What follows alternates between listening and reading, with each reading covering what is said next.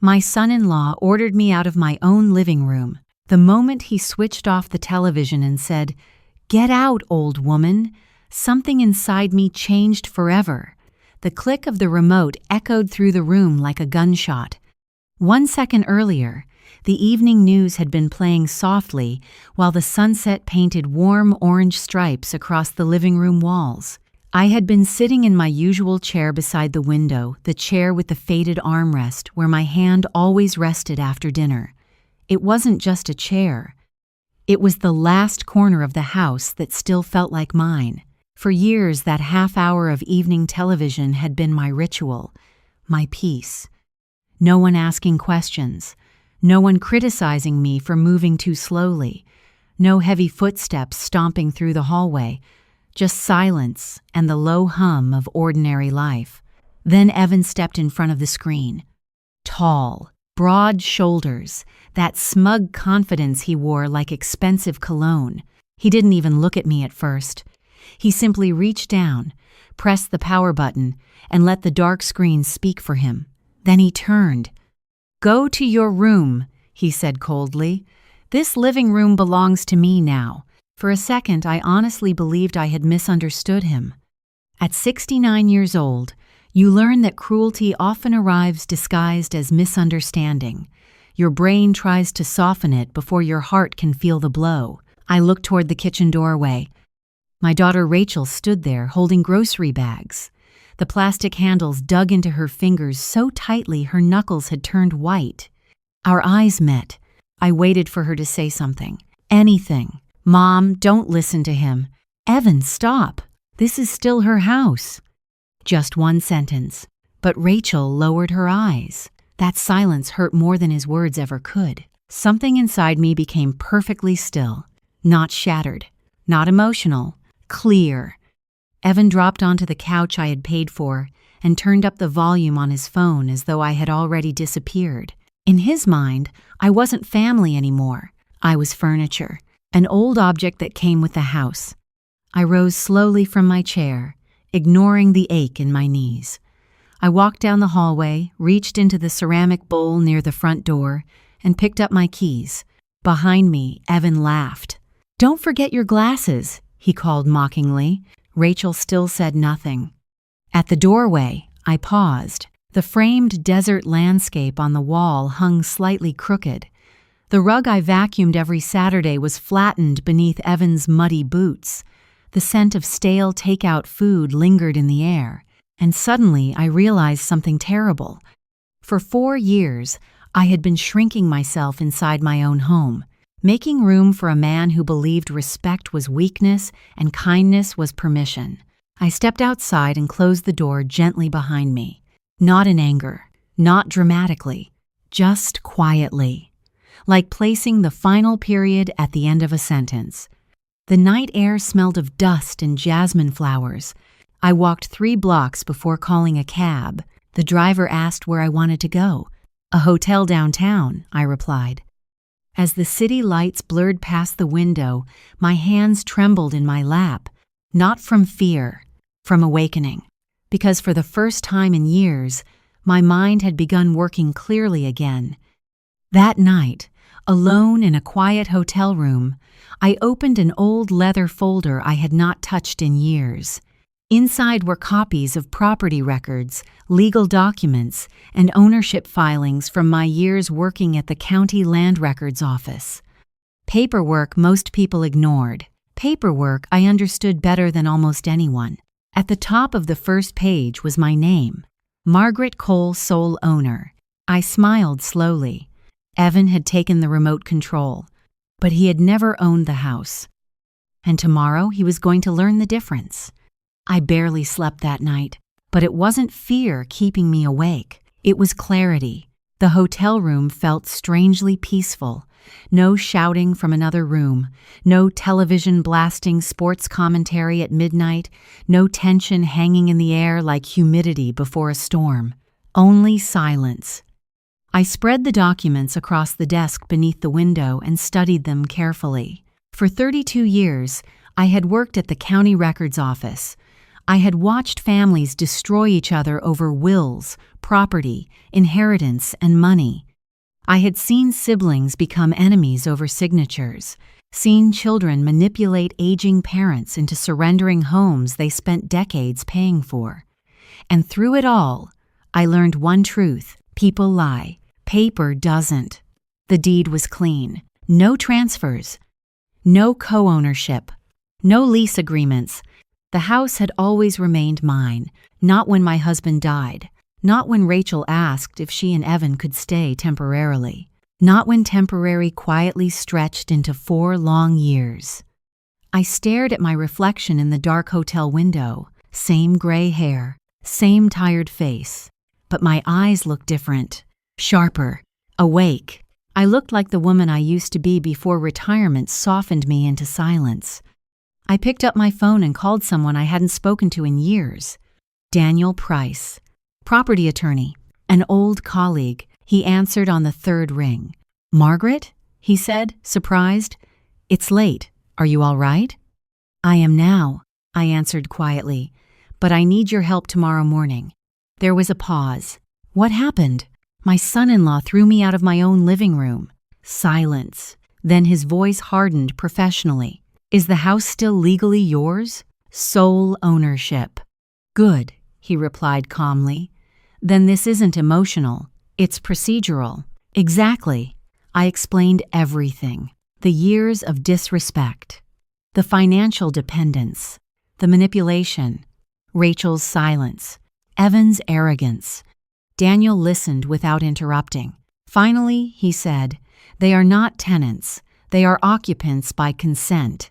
That consent can legally be withdrawn." A strange relief spread through my chest. No screaming. No revenge. Just process. "Law. Truth. Will serve notice tomorrow morning," he said. 30 days. Before hanging up, he added softly, "You understand this may permanently change your relationship with your daughter." I closed my eyes briefly. It already has. The next morning, sunlight spilled through the hotel curtains in pale gold lines. For the first time in years, I woke without anxiety. No wondering what mood Evan would be in. No walking carefully around my own kitchen. No fear. At 8:30 sharp, Daniel texted, "He's on the way." I dressed carefully and sat by the window waiting. At 9:12, Rachel called. Her voice trembled. "Mom, there's a man here with legal papers." I let the silence stretch before answering. "Is Evan awake?" "He's yelling," she whispered. "Then tell him to lower his voice," I replied calmly. "I'm not accepting shouting today." I heard muffled chaos in the background. Evan screaming. Footsteps. Paper rustling. Then Rachel spoke again. "It says notice of termination of occupancy." "Yes. You can't do this." "I already did." "Mom, this is our home." "No," I corrected gently. "It's the house I allowed you to stay in." Evan grabbed the phone. "What the hell is wrong with you?" he shouted. "You're humiliating us." "Humiliation," I said evenly, "is being ordered out of your own living room." He exploded with anger. But I no longer felt intimidated by volume, because fear only controls you while you cooperate with it. And I was done cooperating. The first crack in Evan's confidence appeared later that afternoon. Rachel called from a grocery store parking lot. "The card got declined," she whispered urgently. "People are staring." I stirred my coffee slowly before answering. "It isn't broken," I said. "It's closed." Silence. Then panic. "Mom, please." For 4 years, I had paid nearly everything. Utilities, internet, groceries, insurance. I had mistaken enabling for love. Now the illusion was collapsing. Evan called moments later, furious. "You're trying to control us with money." "No," I replied calmly. I stopped confusing help with obligation. Then came the excuses. Bad investments, temporary losses, promises about future success. The same speeches I had heard for years. Finally, I interrupted. "Where is the money, Evan?" Silence. A real silence this time. You wouldn't understand. Try me. Rachel quietly entered the conversation. He told me we were saving. I closed my eyes. Saving what? No answer. That silence told me everything. 3 days later, we met in Daniel's conference room. The room was cold enough to sharpen thought. I arrived early. When Evan walked in, his confidence looked damaged. Wrinkled shirt, bloodshot eyes, forced bravado. Rachel looked exhausted. Daniel opened the meeting professionally. Evan immediately launched into legal nonsense. We have rights. We've lived there for years. It's basically our house. I waited until he finished embarrassing himself. Then I calmly explained adverse possession law better than he ever could. I worked in land records for 32 years, I said. You cannot steal ownership from someone actively living in and paying for the property. Daniel slid the deed forward. Fact, not argument. Evan's anger began turning into panic. Then I placed the financial records on the table. Bank statements, debt notices, investment losses. Rachel's face slowly drained of color as she read. There's nothing left, she whispered. Less than nothing, I corrected. Debt. Evan had been drowning financially for years while pretending everything was under control. Using my home as life support, using my silence as camouflage. He slammed his hand against the table. Family helps family. I looked directly into his eyes. Family does not exploit elderly women while pretending it's love. The room went silent. Then I stood. 30 days, I said firmly. No extensions. Utilities remain disconnected. Harassment will be documented legally. Rachel began crying quietly. Evan looked destroyed, but not because he felt guilty, because he had lost control.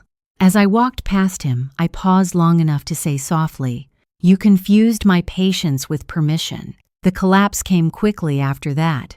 Rachel eventually left him, not dramatically, not all at once, just one exhausted decision at a time. A friend's couch, a small apartment, her own bank account, a lawyer consultation. Then finally, divorce papers. One evening she called me. "If I leave him," she asked quietly, "will you still be my mother?" The question nearly broke my heart. "I will always be your mother," I told her, "but I will never again protect you from consequences that aren't mine." She cried softly, then admitted something painful. "If you had turned the internet back on, if you had fixed the credit card, I probably would have gone back." "I know," I said gently. "That's why I didn't." Sometimes rescuing people keeps them trapped. Sometimes the kindest thing you can do is stop cushioning the fall. Day 30 arrived quietly. No drama, no screaming, just procedure. Daniel handled everything. By late morning, the truck was gone. So were they. When I returned home that afternoon, the silence felt almost sacred. I unlocked the front door slowly. The house smelled stale, exhausted, like it had been holding its breath for years. The living room looked strangely larger without Evan's oversized recliner dominating the space. I opened every window. Fresh air moved through the rooms like healing. Then I cleaned. Not angrily, lovingly. I scrubbed floors, washed walls, carried out trash bags filled with forgotten clutter, and with every sweep of the rag, the house slowly became mine again. The next day, I hired painters. "Which color?" they asked. "Soft peach," I answered immediately. "Warm, peaceful, alive." By evening, sunlight glowed gently across the newly painted walls. I placed my chair back beside the window, made tea, and listened to the kettle whistle without fear of criticism. The house didn't feel victorious. It felt restored. A few nights later, Rachel knocked softly at the front door. She waited. She no longer had keys. She no longer assumed access. When I opened the door, she looked nervous. "May I come in?" "As a guest," I replied calmly. She nodded. "Yes, as a guest." Inside, she slowly looked around the room. The peach walls, the the quiet, the absence of tension she once thought was normal. "It feels different," she whispered. "It is different." We drank tea together without accusations, without excuses, without pretending. And for the first time in years, we spoke honestly, not as dependent child and exhausted mother, but as two women rebuilding themselves. Weeks later, I began hosting small Wednesday tea gatherings for older women in the neighborhood. Widows, retirees, grandmothers, women who quietly feared becoming invisible inside their own families. The stories poured out slowly. "My son wants me to put his name on the deed. My daughter says she should control my finances. They say it's temporary." I listened carefully.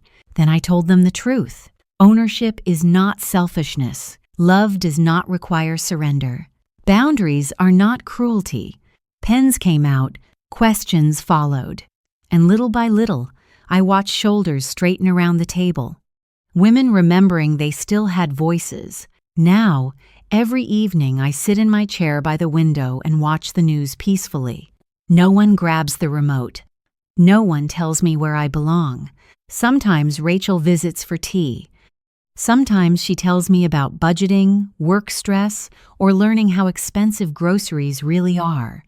And every time she leaves, she thanks me for not rescuing her. That may sound harsh, but dependence is not love. Respect matters. Truth matters. And peace inside your own home matters most of all. The greatest lesson I learned is this: silence does not keep peace. It teaches people how much disrespect you are willing to tolerate. The moment I finally said enough, everything became clear. Who loved me, who used me, and who only stayed as long as I continued paying the price. So if you're listening to this story while feeling small inside your own home, hear me carefully. You are allowed to reclaim your space. You are allowed to choose dignity. And it is never too late to remember that your life still belongs to you.